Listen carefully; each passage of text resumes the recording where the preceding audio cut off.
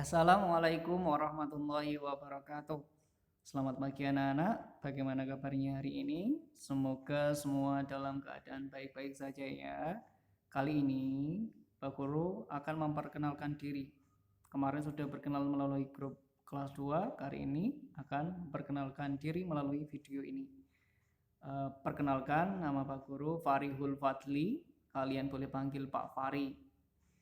Alamat Pak Guru di Sedang, Kabupaten Magelang. Kalau kalian punya saudara, kalian lewat sana, kalian boleh mampir ke tempat Pak Guru.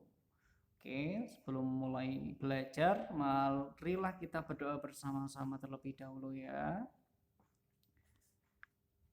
Mari berdoa bersama. Berdoa mulai. Bismillahirrahmanirrahim.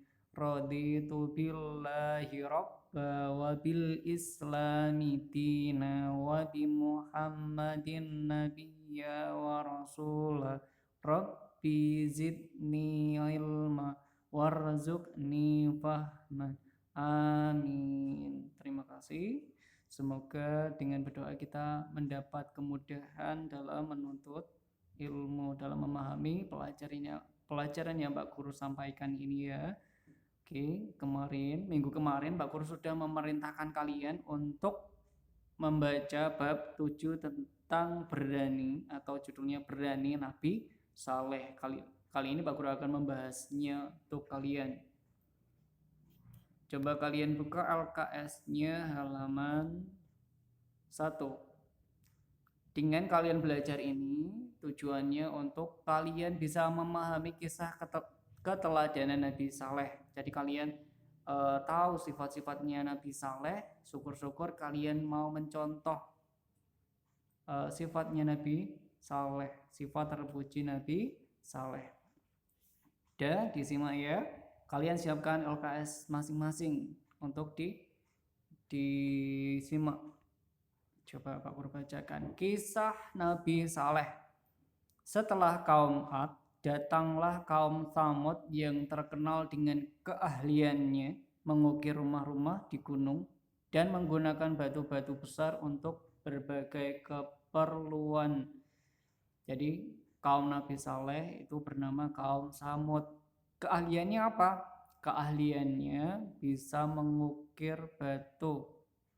Jadi batu diukir, dijadikan kampak, dijadikan pisau, dijadikan pedang, apalagi. Bahkan batu yang besar bisa dijadikan rumah. Jadi dibolong-bolongi, ada jendela, ada pintu, kemudian ada kamar mandi, ada kamar tidur, ada meja, kursi. Nah itu dari batu semuanya. Jadi itu keahliannya, kepintarannya. Jadi bahkan membuat patung juga untuk disembah. Kemudian lagi-lagi azab yang berulang kepada kaum Tsamud dalam bentuk yang lain. Kaum Tsamud juga menyembah berhala. Kemudian Allah mengutus Nabi Saleh kepada mereka. Dengan berani Nabi Saleh berkata kepada kaumnya.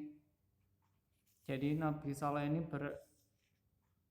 berkata kepada kaumnya, wahai kaumku, orang-orang kaum siapa? Kaum Tsamud. Sembahlah Allah yang tiada Tuhan lain bagi kalian selainnya. Jadi menganggap Tuhannya kaum Tsamud ini batu yang dipahat, dibuat itu disembah. Padahal patung itu tidak bisa membantu ya, tidak bisa membantu manusia. Bahkan ketika dipalu saja tidak melawan. Masa iya Tuhan dipalu? Jadi tidak ya. Meskipun dakwah Nabi Saleh disampaikan dengan penuh ketulusan, namun kaumnya tidak mempercayainya. Mereka justru meragukan dakwahnya. Mereka mengira bahwa Nabi Saleh tersihir. Mereka meminta kepadanya agar ia mendatangkan mukjizat. Nabi Saleh berkata kepada kaumnya ketika mereka meminta mukjizat kepadanya. Jadi Nabi Saleh, kaum Tsamud ini tidak manut, tidak patuh dengan perkataan Nabi Saleh. Jadi kaum Tsamud tetap menyembah berhala sampai menantang, kalau emang kamu nabinya Allah, coba datangkan mukjizat. Mukjizat itu apa? Hal-hal yang hanya Allah yang bisa mendatangkan. Jadi manusia tidak bisa menciptakan mukjizat. Katanya Nabi Saleh gimana? Hai kaumku, inilah unta betina dari Allah sebagai mukjizat yang menunjukkan kebenaran untukmu. Sebab itu, biarkanlah dia makan di bumi Allah dan janganlah kamu mengganggunya dengan gangguan apapun yang akan menyebabkan kamu ditimpa azab yang dekat. Jadi Nabi Saleh menunjukkan ini ada unta betina dari Allah. Nah, unta itu merupakan mukjizat karena batu gunung pada suatu hari terpecah dan keluar darinya unta. Dan keluar di belakangnya anaknya yang kecil. Jadi ada gunung ini gunung batu. Terpecah di dalam gunung batu ini muncul unta betina. Unta betina dan anaknya, unta kecil. Kemudian ia lahir melalui cara yang tidak umum dalam proses kelahirannya. Masa mungkin ada unta yang sudah besar dan unta kecil itu dari dalam gunung batu. Seharusnya kalau ketimpa batu pasti mati, tapi ini tidak. Begitu batu gunung yang besar itu terbelah, pecah, ada untanya besar dan kecil. Manusia bisa membuatnya? Tidak, hanya Allah yang bisa. Dan Nabi Saleh menunjukkan ini ada unta betina dan unta yang kecil. Kemudian apa mukjizatnya? Apa istimewanya? Nah, kalian simak lagi ya. Ia lahir melalui cara yang tidak umum dalam proses kelahirannya. Ia merupakan mukjizat karena ia mengeluarkan susu yang mencukupi untuk dipakai minum oleh seluruh manusia. Di hari di mana ia minum seluruh air sehingga tidak ada sedikit pun yang tersisa darinya. Jadi istimewanya susunya itu tidak habis-habis walaupun ratusan orang yang minum, bahkan sampai kenyang. Jadi tidak pernah habis, padahal kalau di peternakan itu cuma sampai 10 liter atau 20 liter sudah habis.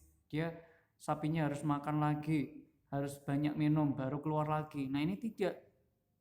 Dalam satu waktu di sana banyak orang, ratusan orang diperah, itu tidak habis-habis. Subhanallah, ini mukjizatnya. Kemudian Allah menurunkan perintah kepada Nabi Saleh agar beliau melarang kaumnya untuk mengganggunya atau membunuhnya. Nah, ini pesannya Nabi Saleh dari Allah, ini tidak boleh mengganggunya, bahkan membunuhnya. Tidak boleh mengganggu maupun dibunuh.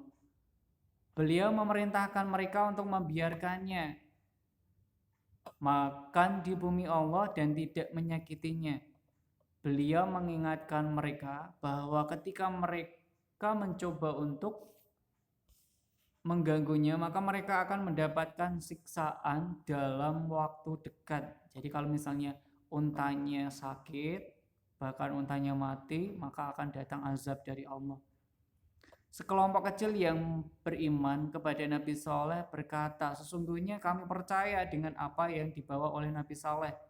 Nah, ini ada kelompok orang yang percaya dengan perkataan Nabi Saleh. Tapi orang-orang yang menyombongkan diri berkata, sesungguhnya kami adalah orang yang tidak percaya kepada apa yang kamu imani itu. Ada orang yang masih tidak percaya, padahal sudah dibuktikan di depan mata kalau susunya tidak habis. Nah, ini ada yang tidak percaya dan nakal. Dan di kota itu ada 9 orang laki-laki yang membuat kerusakan di muka bumi dan mereka tidak berbuat kebaikan. Maka mereka memanggil kawannya, lalu kawannya menangkap unta itu dan membunuhnya. Jadi 9 orang ini menangkap dan membunuhnya. Sudah dibilangi jangan diganggu, jangan dibunuh. Ini masih aja bandel, orang yang tidak beriman kepada Nabi Saleh. 9 laki-laki itu menyerang unta itu. Nabi Saleh mengetahui apa yang terjadi. Nah, 9 orang ini menangkap dan membunuhnya. Nabi Saleh mengetahui. Lalu beliau keluar dalam keadaan marah untuk menemui kaumnya. Nabi Saleh marah-marah kepada 9 orang ini. Beliau berkata kepada mereka, "Bukankah aku telah mengingatkan agar kalian jangan mengganggu unta itu?" Mereka menjawab, "Kami memang telah membunuhnya. Maka datangkanlah siksaan kepada kami jika engkau mampu. Bukankah engkau berkata bahwa engkau termasuk utusan Tuhan?" Nabi Saleh berkata kepada kaumnya. Nah, ketika Nabi Saleh marah, 9 orang ini malah menantang. Kalau emang perkataanmu benar kemarin, kalau misalnya ini terbunuh akan datang siksa, datangkan siksanya kepadaku. Malah menantang ya. Padahal tidak tahu dia kalau siksanya itu dari Allah. Kemudian Nabi Saleh berkata, "Bersukarialah kamu sekalian di rumahmu selama 3 hari. Itu adalah janji yang tidak dapat didustakan." Jadi Nabi Saleh bilang, "Ya udah, kamu pesta-pesta saja 3 hari ini. Silahkan, senang-senang." Nah, selanjutnya setelah itu Nabi Saleh meninggalkan kaumnya. Nabi Saleh pergi bersama kaum yang beriman, pergi dari kota itu. Kemudian datanglah janji Allah untuk menghancurkan mereka setelah 3 hari. Setelah 3 hari berfoya-foya, kemudian Nabi Saleh pergi tambah senang karena orang yang dianggap mengganggu karena tidak boleh menyembah patung, akhirnya pergi, malah senang ya. Kemudian bumi berguncang dan menghancurkan apa saja yang di atasnya. Jadi terjadi gempa yang sangat dahsyat. Itu adalah satu teriakan saja yang membuat kaum Nabi Saleh hancur berantakan. Jadi dengan keguncangan tersebut kaumnya telah hancur, mati semua bergelimpangan. Mereka hancur semua sebelum mengetahui apa yang terjadi. Sedangkan orang-orang yang beriman bersama Nabi Saleh, mereka telah meninggalkan tempat tersebut sehingga mereka selamat. Jadi Nabi Saleh dan pengikutnya, orang-orang yang saleh, orang-orang yang beriman, itu pada selamat. Karena ketika mereka berfoya-foya, Nabi Saleh pergi dari kota itu. Saat Nabi Saleh sudah jauh, kota itu terguncang, terjadi gempa bumi yang sangat besar. Ketika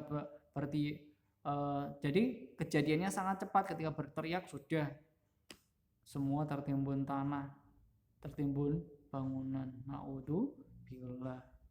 Makanya ketika kita diperingatkan tentang kebaikan harus apa? Harus meyakini, menuruti, mengimani, menurutinya. Coba buka halaman 6. Buka halaman 6. Berani bertanya. Nabi bersabda, "Thalabul ilmi fardhatun ala kulli muslim." Yang artinya menuntut ilmu wajib bagi setiap muslim, laki-laki dan perempuan. Jadi kalian muslim bukan? Muslim semuanya ya. Jadi hukumnya apa? Wajib. Coba kalau misalnya ada pertanyaan, coba sebutkan hadis tentang menuntut ilmu. Nah, kalian jawab apa? Thalabul ilmi fardhatun ala kulli muslim. Apa? Thalabul ilmi fardhatun ala kulli muslim. Artinya menuntut ilmu wajib bagi setiap muslim. Hadis riwayat Tabrani, riwayat Abdullah bin Mas'ud.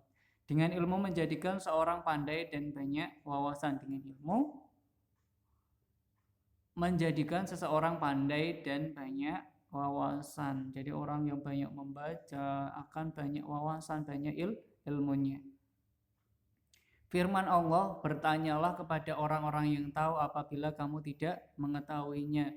Jadi kita harus bertanya kepada orang yang pintar, kepada orang yang lebih tahu. Misalnya kita sepedaan sama teman-teman ke desa sebelah, kemudian kalian tersesat, mau jalan keluarnya lupa karena jalannya banyak gang-gangnya. Kalian tanya kepada orang sekitar situ yang tahu, Bu, Pak, jalan keluar atau jalan mau menuju desa kalian kemana, lewat mana ya? Nah, kalian bertanya. Kalau kalian gak bertanya cuma bisa nangis.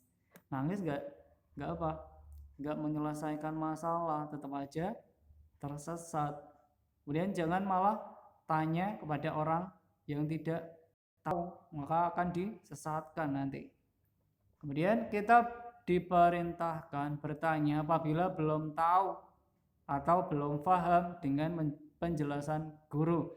Tidak boleh bertanya tanpa tujuan. Sering bertanya ilmunya semakin bertambah. Nah, kalian bertanya apabila tidak tahu, pasti ilmunya akan bertambah. Coba Pak Guru ulangi lagi. Tadi menceritakan tentang kisah siapa? Kisah Nabi Saleh. Kisah Nabi Saleh. Kaumnya bernama kaum Samud. Keahliannya apa? Keahlian kaum Samud mengukir batu, membuat rumah dari batu. Kemudian apa yang disembah kaum Samud? Menyembah berhala. Dan mukjizatnya Nabi Saleh apa? Sapi betina. Keistimewaannya, mukjizat Nabi Saleh adalah unta betina. Kemudian keistimewaannya apa? Keistimewaannya susunya tidak habis. Kemudian siapa yang membunuh unta Nabi Saleh? 9 orang kafir. Kemudian bencana atau azab Allah apa yang ditimpakan kepada kaum Samud? Bencana gempa bumi yang sangat dahsyat. Kemudian apa pesan Nabi Saleh kepada 9 orang kafir ini? Pesannya apa? Suruh berfoya-foya atau suruh bersukaria selama 3 hari 3 malam. Nah, kemudian tadi yang terakhir, hadis tentang menuntut ilmu bagaimana bunyinya? Tolabul ilmi faridotun ala kulli muslim. Artinya menuntut ilmu apa? Wajib bagi setiap muslim. Banyak ilmu menjadikan orang pintar dan banyak wawasan. Sampai sini kalian paham ya? Apabila ada yang kurang jelas, ingat kalian harus bertanya. Kalian bisa bertanya melalui WhatsApp. Kalian tanya kepada orang tua kalian dulu. Insya Allah orang tua kalian pasti tahu. Ya, mungkin pelajaran cukup sampai di sini dulu. Kita lanjutkan minggu depan. Apabila ada kurangnya, Pak Guru minta maaf ya. Sebelum Pak Guru akhiri, sebelum Pak Guru tutup, marilah kita berdoa sesudah belajar bersama-sama. Berdoa mulai. Allahumma arinal haqqa haqqa warzuqnat tiba'ah wa arinal batila batila warzuqna jtinaba. Rabbi zidni ilma warzuqni fahma waj'alni minas sholihin. Terima kasih. Apabila ada kurang lebihnya, Pak Guru mohon maaf. Pak Guru akhiri. Assalamualaikum warahmatullahi wabarakatuh.